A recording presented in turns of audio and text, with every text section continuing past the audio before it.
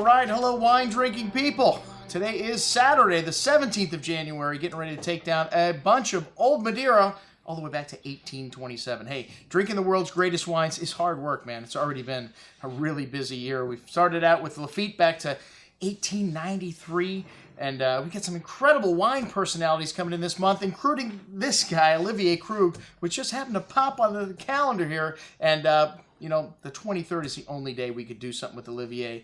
And I usually don't do stuff in the daytime. Lunch is not my bag. I like to be here in the store with my wine drinking people when they need me. But, you know, Olivier makes one of the greatest champagnes on earth. And anyone that's a champagne lover, if you ask them what their top 5 champagne houses would be, I would hope that Krug would be on the list because it is my favorite champagne.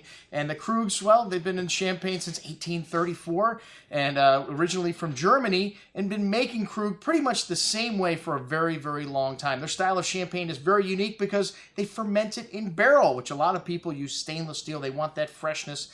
And this adds an extra layer of complexity. And another thing that Krug is famous for is its ageability. We just did a Krug event here at the store back to 1982.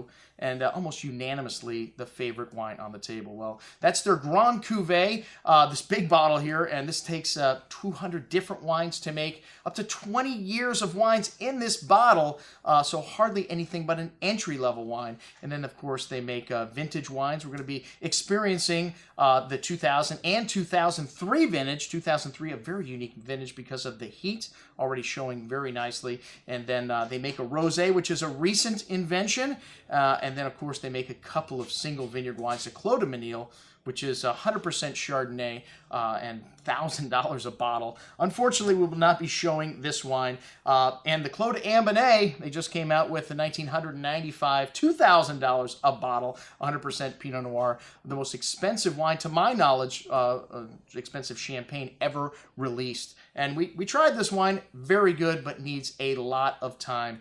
And if you want to purchase the Ambonnet, I would recommend extreme patience. You want to hold it for at least 15 or 20 years. And we've got another very special wine from Krug on the table this afternoon, the Collection 1989. Okay, they make vintage champagne, and then they hold some of those vintage bottles back to be released at another time. And also left entourage when champagne is made. It sits on the lees. A little fermentation happens in this bottle, a secondary fermentation which creates the bubbles. And some of the wines are disgorged, some of them are left in the cellar. And what happens with that yeast autolysis when the grapes sit in the cellar longer is you get an even richer flavor. So the collection wines from Krug are really unbelievable. So a once-in-a-lifetime chance to have lunch with a legend from Champagne. And I'm not going to tell you where it's at. It's in a private home in Fort Lauderdale. If you want to come, give us a call, send us an email, and we will let you know all the other particulars. So check it out if you love Krug Champagne. Like I said, a once-in-a-lifetime opportunity.